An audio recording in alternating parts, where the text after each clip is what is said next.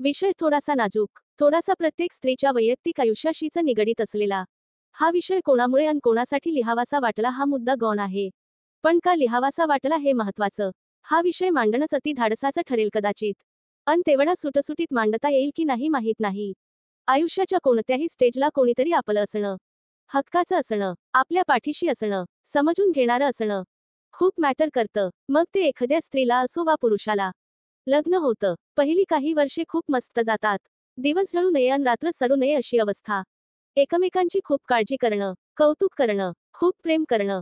खूप छान दिवस असतात. त्यात रुसवे फुगवे ही असतात. मनवणं ही असतंच. भांडणानंतरचा समेट होणं अजून गोड असतं.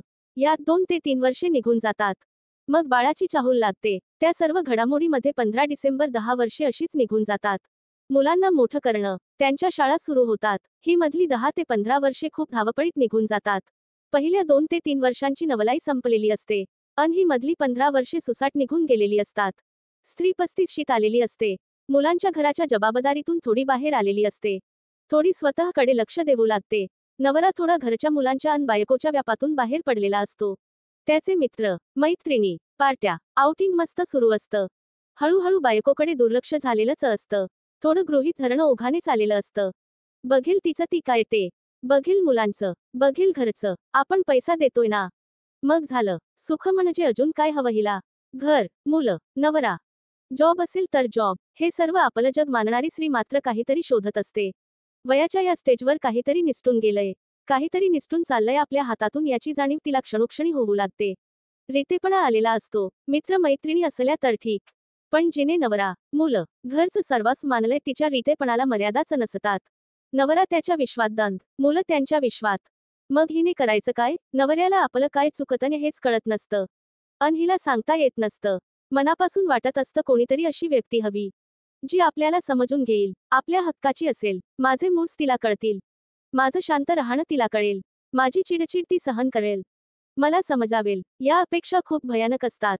नवरोबाला कधीही न कळणाऱ्या. त्याने तिला कधीच गृहीत धरलेलं असतं. अन हिची मात्र घुसमट होत असते. आयुष्य असंच संपणार की काय अशी भीती मनात. आणि मग सुरू होतो खेळ चौकटीतला अन चौकटी बाहेरचा. कुणाला तरी मैत्रीण भेटते तिला समजून घेणारी. कुणाला मित्र मैत्रीण मिळालेली थोडी निवांत असते. पण खरं युद्ध सुरू असतं तिच्या मनात जिला मित्र मिळालाय.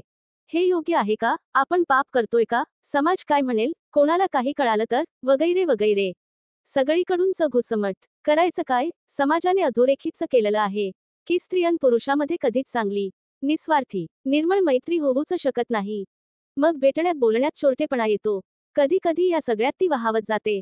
तर कधीतरी कोणीतरी स्वतःला सावरून असते. पण विषय हा आहे की तिने करायचं काय. घराचे हक्काचं आहे. ज्यांच्यासाठी उभं आयुष्य खर्ची घातलं. स्वतःच्या इच्छा अपेक्षा ज्यांच्यासाठी मारल्यात. ज्यांच्यामुळे अन ज्यांच्यासाठी स्वतःचं शरीर बेड करून घेतलं. त्या कोणालाच तिचं काही पडलेलं नसेल. तिला नक्की काय हवंय हेच त्यांना कळत नसेल तर तिने जावं कुठे. कोणाकडून अपेक्षा कराव्यात की करूच नयेत. तडफड तडफड अन नुसती तडफड. नवऱ्याच्या मनात काय चाललंय हे कळत नसतं. त्याला हिच्या मनात काय चाललंय याचं देणं घेणं नसतं. नात्यामध्ये तोचपणा आलेला असतो. फक्त एकमेकांच्या आयुष्यात असण्याची सवय झालेली असते. प्रेम नसतं असं नाही. पण ती ओढ, तो आपलेपणा, आकर्षण संपलेलं असतं. ती हरलेली असते. मेंटली थकलेली असते. शारीरिक समाधानापेक्षा स्त्रीला मानसिक समाधान खूप आवश्यक असतं हे नवरोबाला कळतच नसतं. किंबहुना बहुतांशी पुरुषांना कळलेलंच नसतं. खूप फरफट होते तिची यात. मनात खूप मोठी उलथापालथ होत असते. अन ज्याने समजून घ्यायला हवं तो आपल्याच विश्वात रममाण. त्याला या कसल्याचा गंधच नसतो. अन मग सुरू होतो एकाकीपणाचा खेळ. मन अन शरीर दोन्ही तयार होऊ लागतं एकटंच लढण्यासाठी. स्वतःला न्यूट्रल ठेवण्यासाठीची धडपड. हळूहळू ती एकटीच या सगळ्यातून, सगळ्यांना मागे ठेवून पुढे निघून जाते.